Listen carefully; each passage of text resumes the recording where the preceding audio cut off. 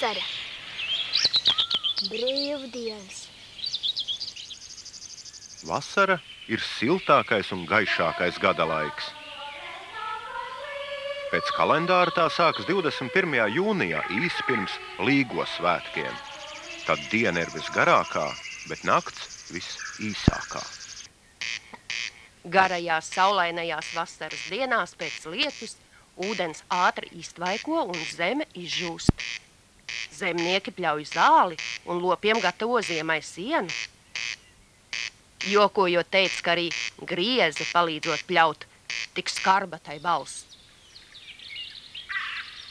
Druvās briest labība, rūdzi rupmaizei, kvieši baltmaizei, auzas auzu pārslām. Siltajos vakaros un rītos virs pļavām un ūdeņiem veidojas iztvaikošā ūdens lāsīšu miglas vāli. Ja migla rītā ceļas augšup, būs lietus, bet ja saguls zālē veidojas rasa un dienā nelīs.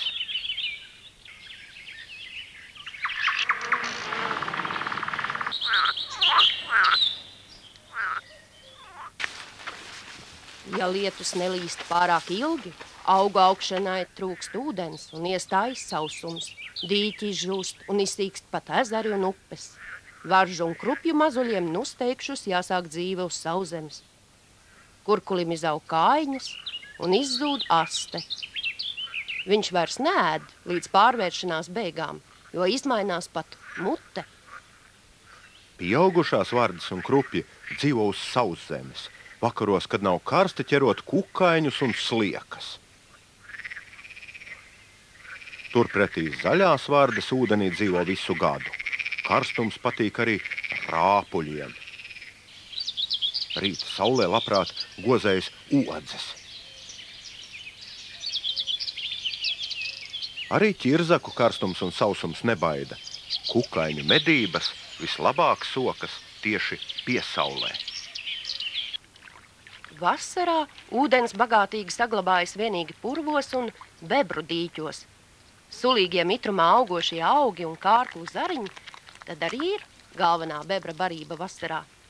Šajā laikā drošo migu pamet aprīlī dzimušie bebru mazuļi.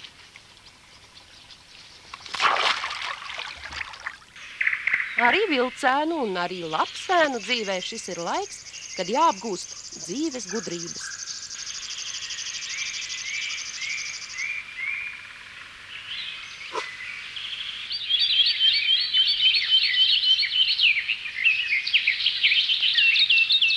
Savukārt ezēni migu pametīs vēlāk, jūlijā. Vasara ir putnu mazuļu šķilšanās un pieaugšanas gada laiks. Šis laiks viņu dzīvē ir visbīstamākais. Putnu ligzd guļu mazuļus. Vecāki pēc izšķilšanās ilgi baro un aprūpē ligzdā.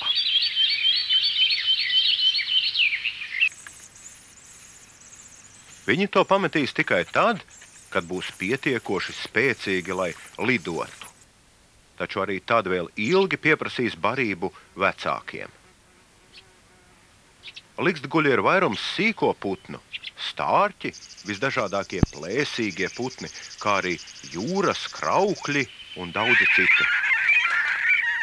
Visi šie mazuļi izšķiļas sīki un nevarīgi. Turpretī daudziem ūdensputniem mazuļi ir ligzd bēgļi, kas jau no pirmajām dzīves dienām droši seko vecākiem.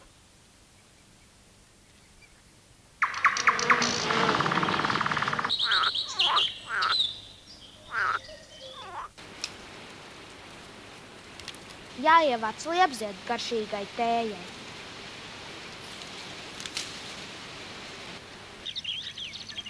Vēl der ievākt pelašķu ziedus, tējai pret klepu. Zāļu tējai nodara arī vīgriezes, asinszāle un daudz citi augi. Vasaru dēvē par ziedoni, jo pļavas pārpilnas ziediem. Smaržīgākās ir Latvijas orhidejas, naktsvioles. Labības lauku malās krāšņi plaukst rudzu puķes, bet pļavas kļūst baltas, kad uzzied madaras un margrietiņas.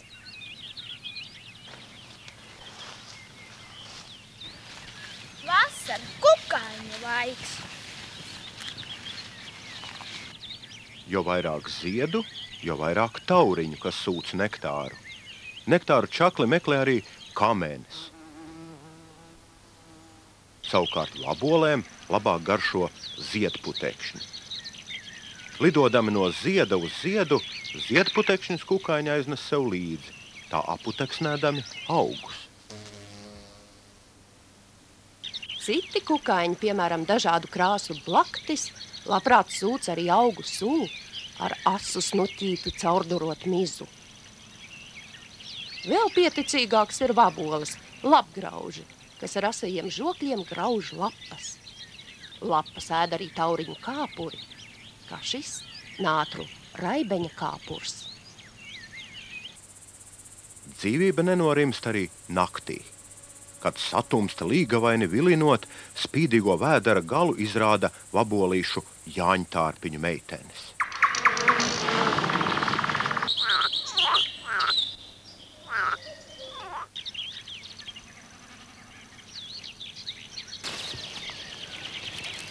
Vasara, ogu laiks. Jau vasaras sākumā piesaulē ienākas meža zemenes. Drīz mežos nogatavojas arī melenes un avenes, bet dārzos sarkanās jāņogas un aromātiskās upenes, kas īpaši bagātas ar vitamīniem. Labu ēst gribu, ogotāji! Bet kas tad tas? Dārza mīkstajā zemē ieracies vīngliemezis. Arī gliemezim ir līgsta. Gliemeža ola. Vasara. Visi to gaida atnākam, bet pusdienlaikas svēlmē šķiet sapņo par vēso rudeni. Karsti. Ne visus māte māka padzirdīt.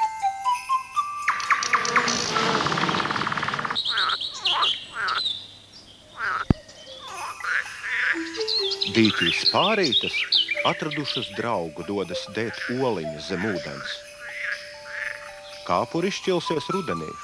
Ziemu pavadīs dīķī un iznāks krastā, lai pārvēstos par krāšņu spāri. Nākošajā pavasarī.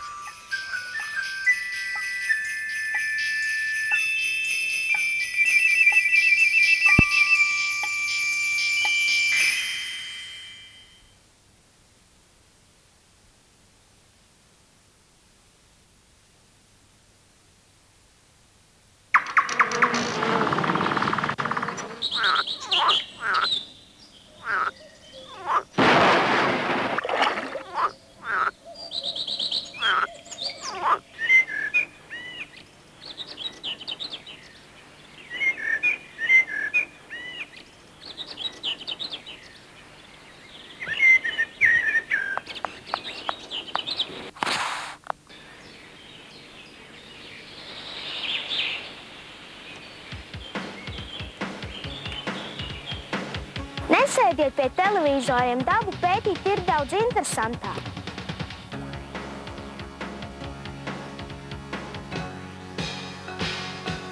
Ja grib pētīt dzīvniekus, ir jāievēro vairāki svarīgi likumi. Pirmais no tiem skan, jo klusāks būsi, jo labāk dzirdēsi. Otrs, jo mazāk kustēsies, jo vairāk redzēsi. Dzīvniekus no ienaidniekiem glāb dažādas maņas – redze, dzirde un oža. Bet maz ir dzīvnieku, kas vienlīdz labi saož, saredz un sadzird. Bebram un stirnai ir ļoti laba oža, tāpēc pirms viņus vērot, jāuzzina, no kuras puses pūš vējš. Pa vējam noliecas koku galotnes, un arī sausās koku lapas gaisā pamestas aizlido pa vējām. Dzīvniekiem jātuvojas pret vēju, tad pētnieka smarža līdz viņiem nenonāk. Vairums dzīvnieku samērā labi redz, taču neuztver krāsas, un tāpēc pamana gandrīz vienīgi kustīgu vai no apkārtnes ļoti atšķirīgu pētnieku. Lai novērotu šos dzīvniekus, nedrīkst kustēties un jāmaskējas. Vislabāk noslēpties aiz koka vai krūma ēnā. Ja uzvilks tumšs apģērbs, Dzīvnieks pētnieks starp kokiem nemāja.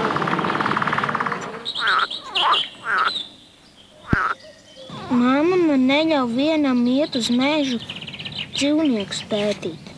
Nu, tad pētīšu pagalmu. Daudzi dzīvnieki labprāt dzīvo cilvēku māju tūmā. Vārnas, baloži un zvirbuļi meklē barību, kas palikusi pāri cilvēkam. Savukārt mājas strazdi, zīlītes un mušķērāji atlido pie cilvēku mājām, ja izlikti putnu būrīši. Katru gadu agrā pavasarī Rīgas zoodārzā notiek putnu dienas, un Dzeņa darbnīcā katrs var iemācīties pareizi pagatavot putnu būrīti. Tam jābūt ar laipiņām zem ieejas, lai kaķis netiktu klāt ligzdiņai, un ik rudeni no tā jāizvāc veco līgstu materiāls, kas piepilda būrīti. Jāiztīra, lai putniem būtu, kur olzdēt. Līgzdas vietu var pagatavot arī citiem putniem. Lūk, pelēkais mušķērājs apmeties zem jumta piestiprinātā konservu kārvā. Un arī putnu būri var būt dažādu izmēru. Februārī pūtis meklēs savu mājvietu, un mēs viņam palīdzēsim. Būs jāuzliek 8 metru augstumā. Kad iebērti prauli vai kūdra, būris vēl stingri jāpiesien. Vasarā, protams, katru interesē, kas apmeties būrītī. To var uzzināt klusi un pacietīgi gaidot.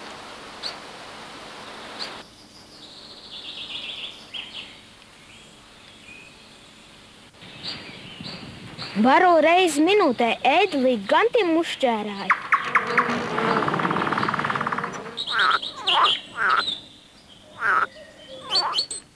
Par putnu ēst gribu vislabāk gan spriest ziemā.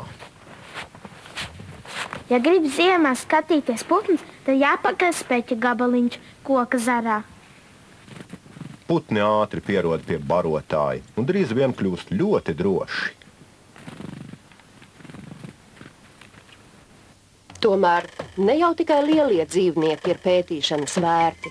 Vasarā ļoti vienkārši novērot arī vardes un krupjus, kas vakaros dodas slieku un kukaiņu medībās. Ja mājās ir palielināmais stikls jeb lupa, tad pētniekam ir ļoti daudz darba, izpētot mājas apkaimes kukaiņu pasauli. Lūk, skudras apkopja laputu pulku un ik brīdi par centīgu darbu saņem laputu izdalīto saldās sulas lāsīti. Bet pat to laiku izbadējies ots steidzīgi sūc jaunā pētnieka asinis. Neko nebija iesūcis.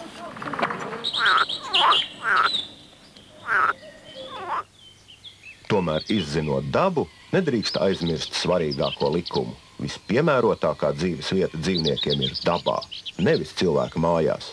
Nereti cilvēki atrod dzīvnieku mazuļus un domā, ka māte tos pametusi, bet parasti tā nemaz nav.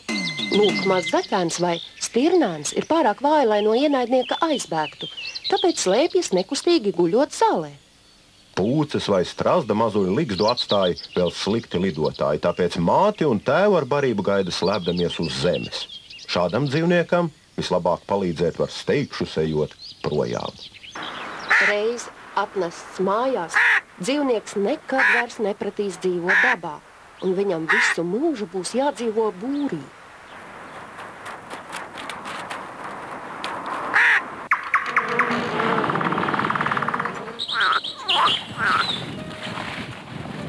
Kurš gan nezina, ka meža dzīvnieks nedrīkst turēt mājās?